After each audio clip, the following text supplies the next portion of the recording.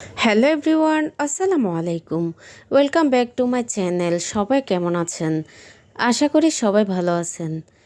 কাছে এবং দূরে, দেশে এবং দেশের বাইরে যে যেখান থেকে আমার ব্লগ ভিডিও দেখতেছেন, আবারও ওয়েলকাম জানাচ্ছি সবাইকে। সব সময়ের মতো আমি আজও আরও একটি ডেইলি ব্লগ আপনাদের সাথে শেয়ার করতেছি। আশা করি সবাই শেষ পর্যন্ত আমার সাথেই থাকবেন।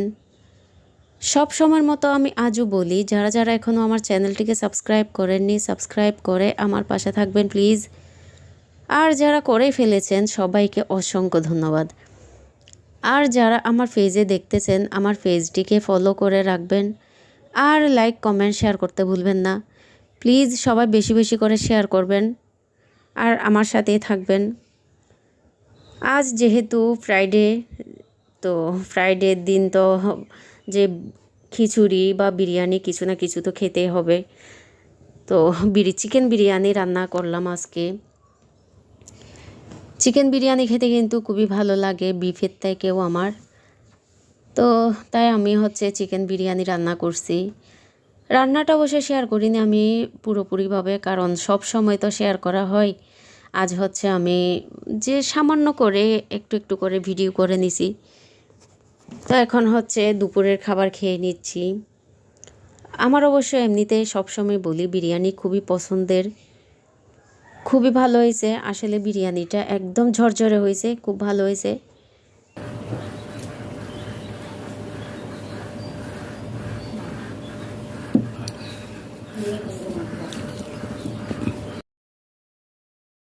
আমার বিরিয়ানি রান্না করতে খুবই ইজি লাগে, সে কারণে আমি বেশিরভাগ বিরিয়ানি খিচুড়ি রান্না করে থাকি।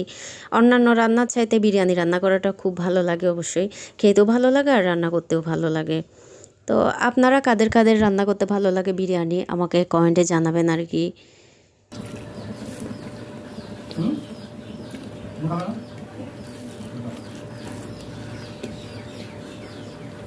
বিরিয়ানি দিয়ে শসা লেবু একটু টক হলে ভালো লাগে আর কি। তো আমার জলপাইয়ের টকগুলো শেষ হয়ে গেছিলো, সে কারণে আর খাওয়া হচ্ছে না। লেবু ছিল না অবশ্যই বাসায়। আর শসাটা গাছের একদম কচি শসা ছিল, খুবই মজার ছিল শসাটা।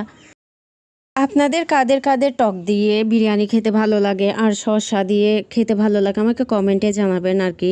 আর সাথে যদি থাকে এক গ্লাস 7 আপ তাইলে আর অনেক বেশি ভালো লাগবে। তো আমি অবশ্যই সব সময় বিরিয়ানি খেলে কিন্তু 7 আপ রাখার চেষ্টা করি, আমার ভালোই লাগে। যারা যারা শেষ পর্যন্ত আমার ব্লগের সাথে ছিলেন সবাইকে অসংখ্য ধন্যবাদ।